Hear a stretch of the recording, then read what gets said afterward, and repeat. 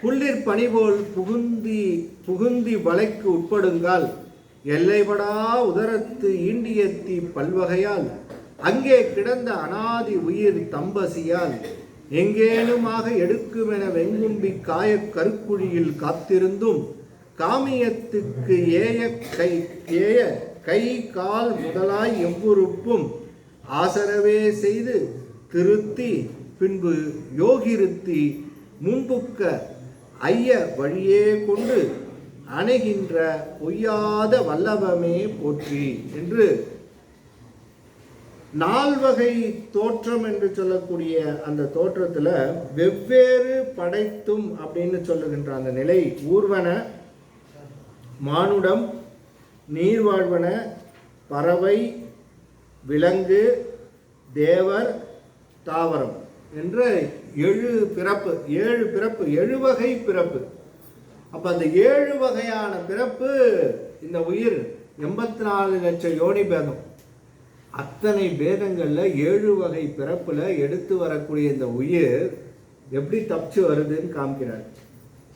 அதில் சொல்கிறார் போற்றி திருவகவல்ல, ஈரிரு திங்களில் பேரிருள் பிழைத்தும்.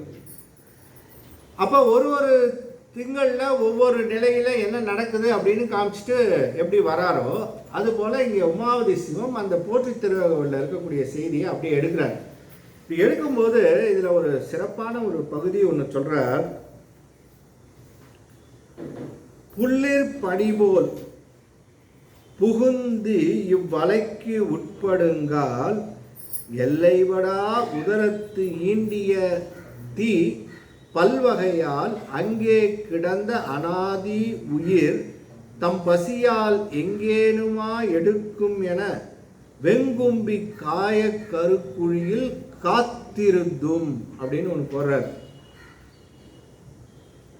பல்வகையால் அங்கே கிடந்த அனாதி உயிர் தம் பசியால் எங்கேனுமாக எடுக்கும் என வயிற்றுக்குள் பல்வகையாய் கிடந்த அனாதி உயிர்களாகிய புழுக்கள் தங்கள் பசியினால் அக்கருவை ஏதேனும் ஒரு வழியில் எடுத்து புசியாமலும் வெங்கும்பி காய கருக்குழியில் காத்திருந்தும் கொடிய வெங்கும்பியாகிய நரகம் போன்ற கருப்பையினுள் சில காலம் தங்கியிருந்தும் காமியத்துக்கு ஏய கை கால் முதலாய் எவ்வுறுப்பும் வினைக்கு ஏற்ப கைகால் முதலாய எல்லா உறுப்புகளையும் ஆசரவே செய்து திருத்தி குற்றமில்லாமல் அமைத்து அழகு பொருந்தி இருத்தி பின்பு யோகு இருத்தி பின்பு அவ்வுடலை எடுத்து நேராக யோகத்தில் இருத்தி. அப்போ பாருங்க, இந்த நரகம் அப்படின்னு சொல்ற அந்த நரகத்திலேயே ஒரு பெரும் நரகம் எதுன்னா கருப்பையில் இருக்கக்கூடிய அந்த உயிர் படுகின்ற துன்பம். அந்த உயிர் படுகின்ற அந்த துன்பம் இருக்க, அந்த துன்பம் எப்படிப்பட்ட துன்பம் அப்படின்னா இன்னொரு தாயின் கருப்பையுள் வாராமல் கா அப்படின்னாரு யாரு? பட்டினத்தை. மாதா உடசலித்தால் வல்வினையேன் கால் சலித்தேன், வேதாவும் கை சலித்து விட்டானே, இருப்பையூர் வாழ் சிவனே இன்னொரு தாய் கருப்பையூர் வாராமை காண. அப்ப அந்த கருப்ப அந்த பையில இருக்கிற போது பட்ட துன்பம் தெரியறதில்லை. வெளில வந்தோடனே அவருடைய பியூட்டி பாருங்க, உள்ள படுற துன்பம் எப்படி இப்போ துன்பம் பட்டிருக்கு அப்படிங்கிறத காட்டுறது இல்லையே. வெளில வந்ததுக்கு அப்புறம் நாம மற்றவங்களை துன்பப்படுத்துறது பார்த்தா அவ்வளோ நரகமாக துன்பப்படுத்துறோம். ஆனால் நம்ம பட்ட துன்பம் என்ன அதுக்குள்ள அப்படின்னு சொன்னால் அதை நினச்சி பார்த்தா அவ்வளவு கொடுமையான துன்பமா அது. அந்த கருக்குழியில காத்திருக்குதான் எது? அந்த உயிர் வருமா, இது நம்ம இங்க பிறப்போமா இருப்போமா இல்லையா அப்படிங்கிறதே டவுட்டு. ஏன்னா அத்தனை புழுக்களும் அதில் அந்த கருவை உண்ணுவதற்கு தயாராக இருக்கும். அப்படி இருக்கின்றன. அதில் பிழைத்து அதுக்கப்புறம் கை கால் ஷேப் கொடுக்குறாங்க இல்லையா? இந்த ஷேப் எதனால் அமைச்சு கொடுக்குறாருன்னா வினை கணக்கு எப்படின்னு பார்க்குறாரு. உயிரினுடைய வினை கணக்கு எப்படியோ அந்த மாதிரி நல்லா சிகப்பாக இருக்கணும், நல்லா மூக்கு மொழியுமா இருக்கணும், கை கால்லாம் நல்லா இருக்கணும். இல்லைன்னா முந்தைய பிறவியில் இது நண்டு சாப்பிட்டுது அப்படின்னா கை கால்லாம் கொஞ்சம் இழுத்துக்கிட்டு நண்டு மாதிரி, சில இதெல்லாம் நான் கையெல்லாம் பார்த்தீங்கன்னா அப்படி இப்படின்னு அங்கேயும் இங்கேயும் இழுத்துட்ருக்கோம். ஏன் அப்படின்னா இது யார் வாரியார் சொல்கிறார், தொழுநோய் என்று சொல்லக்கூடிய தொழுநோய் வருவதற்கு காரணம் முந்தைய பிறப்பில் நீங்கள் நண்டு சாப்பிட்டா அடுத்த பிறவியில் அப்போ ஒரு வினை தகுந்த மாதிரி எப்படி இருக்குது வினைன்னு பார்ப்பார். இந்த பிறவியில் இருக்கக்கூடிய வினை பேலன்ஸ் நல்லா இருந்ததுன்னா நல்ல கை கால் இல்லையா, அப்போ பாருங்க எடுத்து வந்த நல்ல கை கால் கொடுத்து பெருமான் அவரை எடுத்துட்டு வர்றதுங்கிறது அவ்வளோ சாதாரணமான விஷயம் இல்லை. அப்போ வினை என்று சொல்லக்கூடிய வினையை ஒழுங்காக பண்ணணும் அப்படின்னா நல்வினைகளாக செஞ்சுருக்கணும், நல்ல சிந்தனை இருக்கணும், நல்ல வழிபாடு செய்யணும், இப்படியெல்லாம் நமக்கு அறிவுறுத்துறாரு. இன்டைரக்டாக என்னது, அப்போ குழந்தை என்று சொல்லக்கூடிய அது உருவெடுக்கும் போது உருத்தெரியா காலத்தே உள்ளிருந்து ஊந்திருத்தி கருத்திருத்தி ஊன்புக்கு கருணையினால் கலந்து ஆண்டு கொண்ட விடையவன். அப்படி திருத்துருத்தியில் இருக்கக்கூடிய பெருமான் கருத்திருத்துகின்றார். அப்படி அந்த கருவிலே இருந்து அந்த கருவை திருத்துகின்ற அவர் உடல் என்று சொல்லக்கூடிய கை காலு இது எல்லாம் எப்படி இருக்கணுங்கிறது வினைக்கு தகுந்தாற் போல வந்துருச்சு. வந்ததுக்கு அப்புறம் ஒன்று சொல்றார், யோகி இருத்தி. என்ன சொல்றாரு, யோகி இருத்தின்னா என்ன, யோகி இருத்தி அப்படிங்கிறதுக்கு என்ன சொல்லியிருக்காரு பொருள் என்ன இருக்கு, யோகி இருத்தி அப்படிங்கிறது அந்த கருவுக்கு மூன்று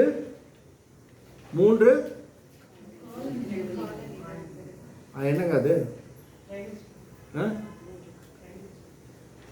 கருவில் இருக்கக்கூடிய உயிருக்கு என்ன உணர்த்துறாரா, யோகி இருத்தின்னு சொல்றாரு. இப்ப யோகி இருத்தின்னு சொன்ன என்ன அர்த்தம், மூன்று எடுத்து நேராக யோகத்தில் இருத்தி முக்கால நிகழ்வுகளையும் அறியும் வண்ணம் உணர்வை கொடுத்து. அதுக்கு முக்கால உணர்வுனா நடந்தது, நடந்துட்டு இருக்கிறது, இனி நடக்க போறது. அது யாருக்கு தெரியும் அப்படின்னா யோகிகளுக்கு தெரியும், ஞானம் ரிஷிகளுக்கு அவங்களுக்கு எல்லாம் தெரியும். என்னன்னா அந்த முக்காலமும் உணர்ந்த ஞானின்னு சொல்லுவாங்க அவங்க. ஆனா பெருமான் கருணையில ஒன்று நடக்குது, என்ன அது உமாவதி தான் சொல்றாரு, கருவில் இருக்கும்போது மூன்று கால நிகழ்வுகளையும் அது உணர்தான் அந்த உயிர். அப்போ மூன்று காலத்தையும் உணர்ற நிலை ஒன்று உண்டு. எல்லா பிறப்புகளையும் முன்னே இருக்கிற அந்த பிறந்த பிறப்புகளையும் உணர்ற நிலை ஒன்று உண்டு.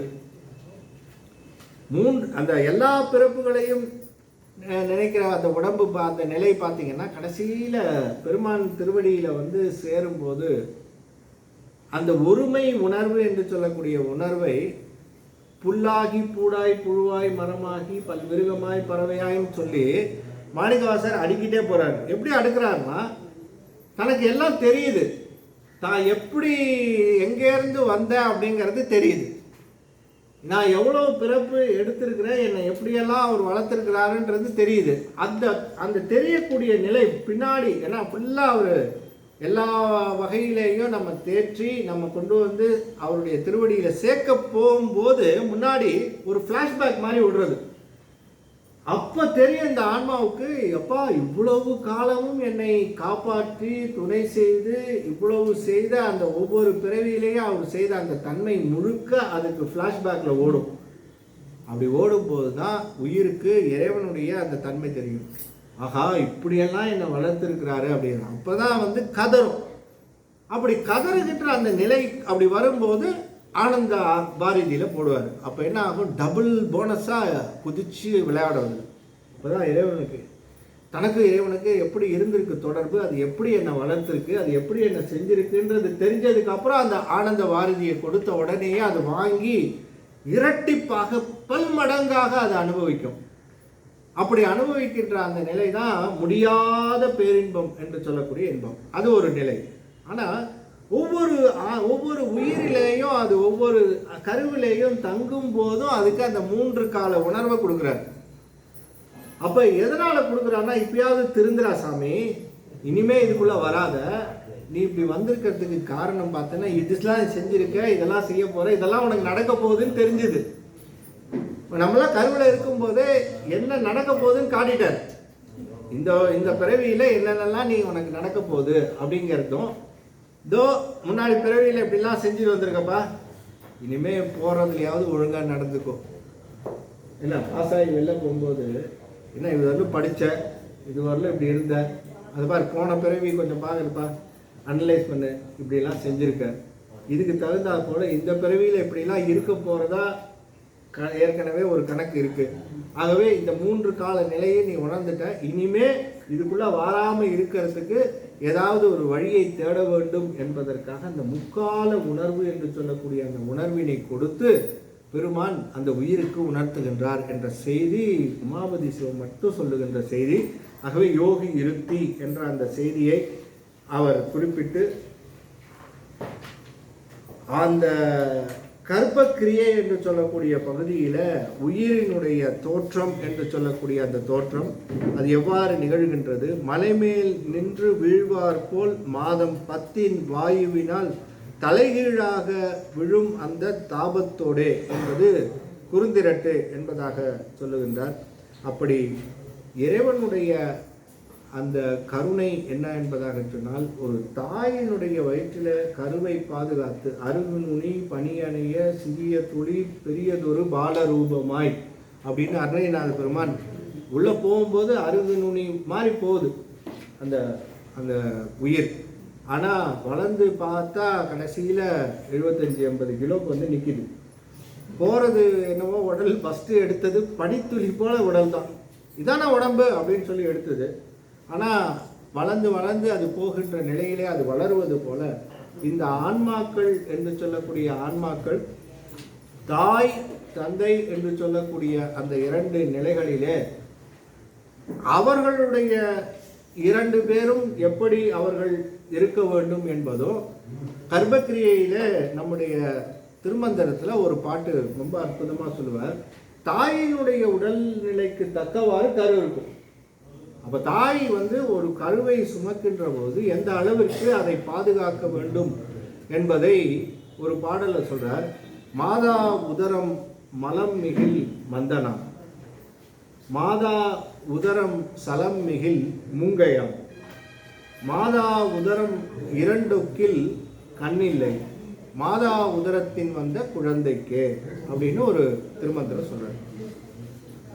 இந்த திருமந்திரத்தில் அவர் என்ன முக்கியமாக சொல்றாருன்னா, மாதா உதர என்று சொல்லக்கூடிய கருப்பையில் இருக்கின்ற பொழுது மாதா உதரம் மலம் மிகில் மந்தம், குழந்தை பிறக்கும்போது ரொம்ப மந்தமாக இருக்கும். அப்போ தாயானவள் அதை பார்த்துக்கணும், மலத்தினுடைய தன்மை சிக்கல் அதெல்லாம் வராமல் பார்த்துக்கணுங்கிறது. மாதா உதரம் சலம் மிகில் மூங்கையாம், அது கூமையாக போயிருக்கிறது. மாதா உதரம் 2 மலமும் சலமாகிய 2 ஒன்றா இருந்துட்டா குழந்தை குருடா போயிடுங்க. மாதா உதரம் 2 கண்ணில்லை, மாதா உதரத்தின் வந்த குழந்தைக்கே என்ற ஒரு அந்த கருவிலே இருக்கக்கூடிய குழந்தையை எவ்வாறு தாயானவள் பாதுகாக்க வேண்டும் என்பதை காட்டுகின்ற ஒரு பகுதியாக அதில் அமைத்து காட்டுகின்றார். அப்படி இறைவனுடைய அந்த அத்துணை செயலும், இதை பாதுகாக்கின்ற அத்துணை செயலும் எப்படி நடக்குதுன்னா இறைவனுடைய நிறுத்தத்தினாலே நடக்குது அந்த அந்த நடனம். ஆகவே அந்த நடனத்தினுடைய சிறப்பு இது என்று முதல்ல தொடங்கி ஒவ்வொன்றாக அதை அமைத்து காட்டி வருகின்ற அந்த பகுதி என்பதாக சொல்லி, இந்த எத்தனாவது போற்றி முடிஞ்சிருக்கு? இப்போ 4 5 போற்றி இந்த வகுப்பில் 4 போற்றி நிறைவு செய்து அடுத்த 10 போற்றி இருக்கு. இன்னும் 14 இல்லையா? 4 10 2 வகுப்பா 3 வகுப்பா? 3 வகுப்பு இருக்குல்ல. இப்போ 3 வகுப்பு இருக்கிறதுனால முன்னாங்க 12, ஒரு வகுப்புக்கு 4ன்னா 3 வகுப்பில் முடிச்சிடலாம். அந்த வகையில் 2வது வகுப்பானது போற்றி பகருடைக்கு நேரடியாக நம்ம இதுக்குள்ளேயே நூலுக்குள்ளேயே நம்ம போகின்ற காரணத்தினால அந்த முடிந்த அளவு 2வது வகையை போற்றி வகையை நாம் காணலாம் என்பதாக சொல்லி, உமாபதி சிவம் அருளி செய்த 8 நூல்கள், அந்த 8 நூல்களும் தலையாய நூலாக விளங்குகின்ற அந்த நூல் சிவப்பிரகாசம். அந்த சிவப்பிரகாசம் ஆகிய நூல் அதனுடைய அடுத்தபடியாக விளங்குகின்ற ஒரு அற்புதமான நூல் இந்த போற்றி திருஅகவல். இந்த போற்றி திருஅகவலை மணிவாசக பெருமானுடைய போற்றி திருஅகவலோடு இந்த போற்றி பகருடையை வைத்து நாம் எண்ணுதல் வேண்டும் என்ற ஒரு குறிப்பு எல்லா ஆசிரியர்களும் அது குறிப்பிட்ட ஒரு நிலைதான். அது போற்றி திருஅகவலில் எப்படி அவர் 10 மாதம் அந்த குழந்தை வருகின்ற பொழுது அது பெறுகின்ற செயல்கள் இவை என்பதாக தக்க தசமுடு என்று தான் இன்றி அழுவியும் அப்படின்னு சொல்லக்கூடிய அந்த பகுதி எப்படி வருதோ அந்த மாதிரி அந்த ஒவ்வொரு பகுதியாக யானை முதலாம் எறும்பு ஈராக அமைத்த அந்த பகுதியானது அமைந்து விளங்குகின்றது என்பதை காட்டி அமைத்து கொடுத்த இந்த செய்தியானது. மழை வந்துடுச்சு,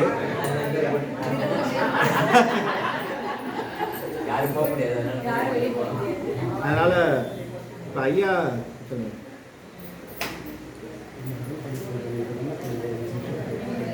2-3 செய்தி சொல்லணும். ஒன்று நம்முடைய செய்